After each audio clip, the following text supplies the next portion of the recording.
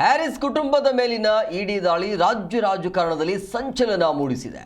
ಈ ವಿಚಾರವಾಗಿ ಆಡಳಿತ ಮತ್ತು ವಿರೋಧ ಪಕ್ಷಗಳ ನಡುವೆ ವಾಗ್ಯುದ್ಧ ತಾರಕಕ್ಕೇರಿದೆ.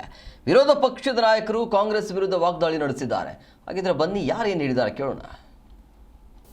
ಇಡಿ ಕೂಡ ಸುಮಾರು 17 ಕಡೆ ರೈಡ್ ಆಗಿದೆ ಅಂತ ಹೇಳಿದ್ದಾರೆ. ಹ್ಯಾರಿಸ್ ಅವರ ಕುಟುಂಬಕ್ಕೂ ಸಂಬಂಧಪಟ್ಟಂತೆ ನಾನು ರಾಜ್ಯ ಸರ್ಕಾರಕ್ಕೆ ವಿನಂತಿ ಮಾಡ್ತೀನಿ, ಆಗ್ರಹ ಮಾಡ್ತೀನಿ.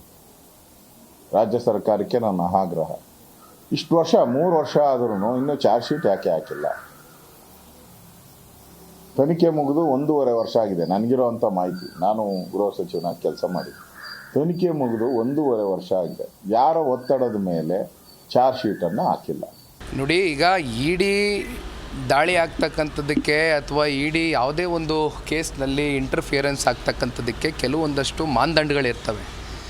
ಅದು ಒಂದು ಇಂಡಿಪೆಂಡೆಂಟ್ ಬಾಡಿ ಇದ್ದಂಗೆ. ಅದು ಯಾವುದೇ ಒಂದು ರಾಜಕೀಯ ಪಕ್ಷ ಹೇಳ್ತಕ್ಕಂಥದ್ದಾಗಲಿ ಅಥವಾ ಯಾವುದೇ ಒಂದು ಸರ್ಕಾರ ಹೇಳ್ತಕ್ಕಂಥದ್ರ ಮೇಲೆ ಆ್ಯಕ್ಟ್ ಮಾಡ್ತಕ್ಕಂಥದ್ದು ಇಲ್ಲಿವರೆಗೂ ಕೂಡ ಆಗಿಲ್ಲ. ಹಾಗಿದ್ದರೆ ಹಂಗಾದರೆ ನಮ್ಮ ರಾಜ್ಯದಲ್ಲಿ ಹಲವಾರು ಜನದ ಮೇಲೆ SIT ರಚನೆ ಮಾಡಿದ್ರಲ್ಲ, ಆಗ ಹಂಗಾದರೆ ರಾಜ್ಯ ಸರ್ಕಾರದ ಪಾತ್ರ ಏನಿತ್ತಪ್ಪ ಅಂತಕ್ಕಂಥ ಪ್ರಶ್ನೆ ನಾವೇನಾದರೂ ಹೆಚ್ಚಾಗಿ ಮಾಡಲಿಲ್ವಲ್ಲ?